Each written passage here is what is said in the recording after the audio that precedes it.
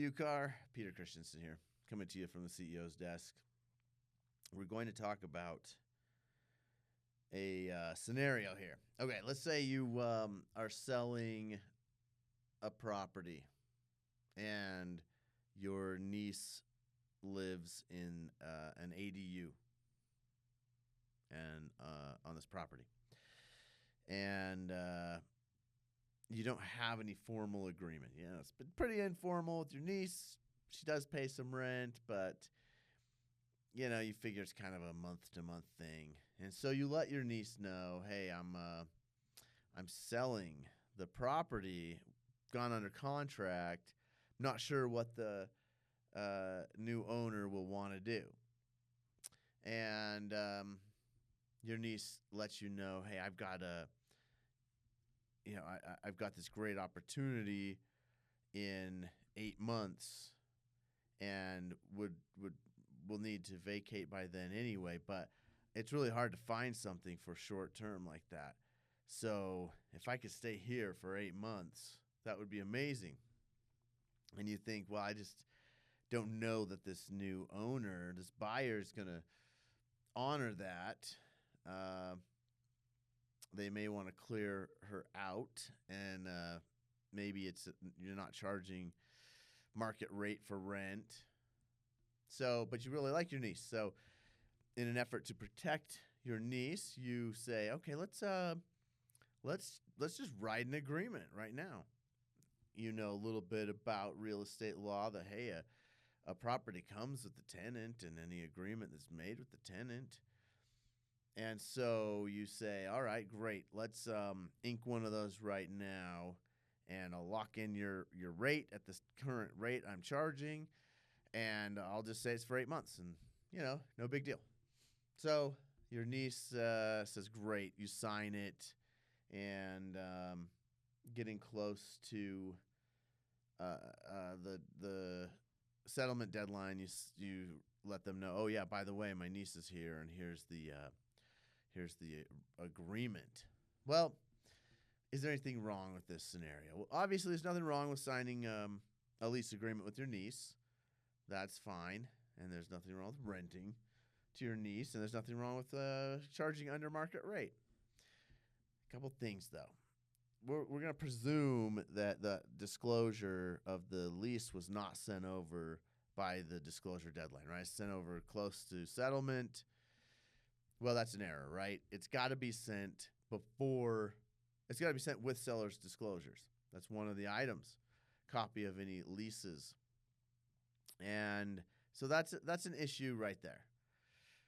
You didn't disclose it. That might have affected the buyer's decision, might have affected their negotiations, and you're not giving them that information that they may need in the appropriate time frame. So that's an issue right there.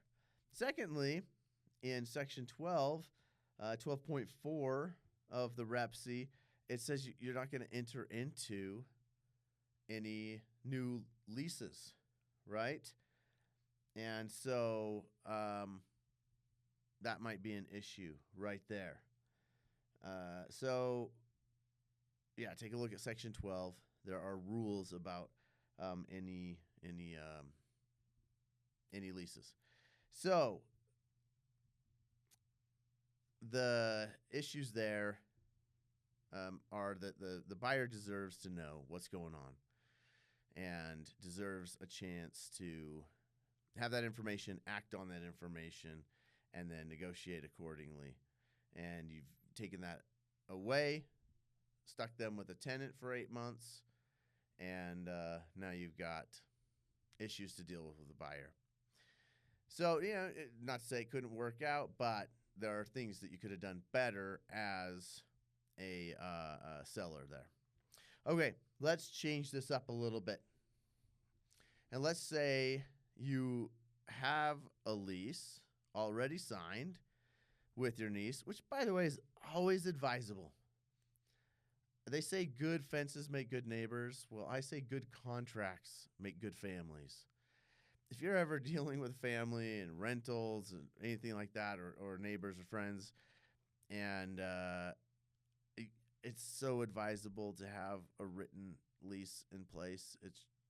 It just makes things cleaner. And I understand. I understand how it happens. It happens to the best of us that you sometimes just go on, yeah, move in, we'll work out rent, maybe the deal changes, and it happens, and it happens with no problems. But it is really smart for peace and for so there's just no misunderstandings to get those in writing. Okay, let's say you have one in writing with your niece, and it ends, let's say, in 8 months. And you go tell your niece, and maybe you've even sent it over with seller's disclosures. You've done what you're supposed to.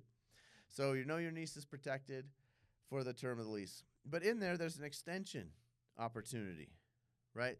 Let's say it's not an automatic.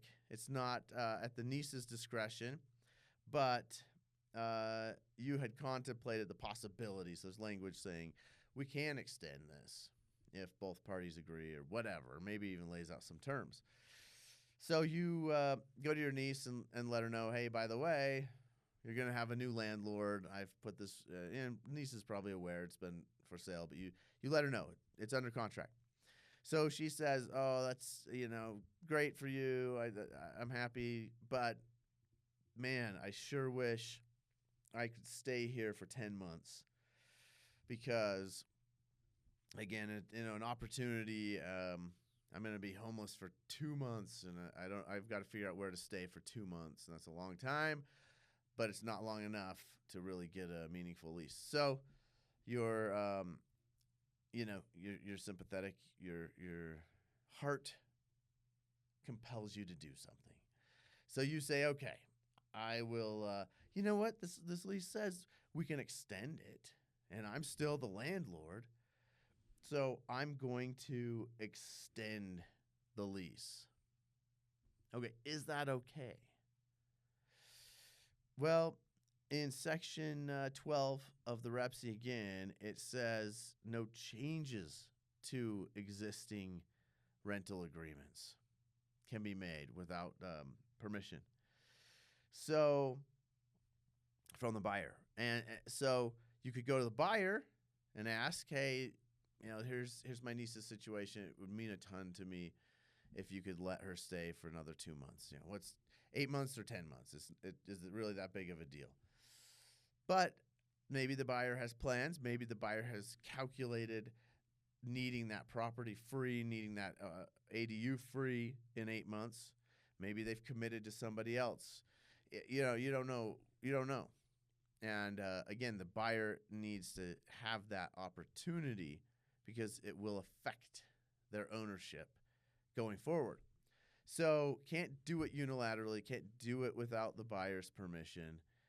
And to do so would be a breach of the contract and could cause bigger problems in the deal. So again, you can communicate that with the buyer and work out some deal. And maybe it's not a big deal, but do it the proper way. And that is, even though maybe the lease says there are options to extend, options to alter, you can't change it. I believe in my opinion, at that point, you would be changing the lease. You're extending the term of the lease, and that could be problematic. Okay. Remember, this is definitely not legal advice. This is legal information only, and hopefully helpful legal information. If you need legal advice, please contact your attorney. Thanks for tuning in.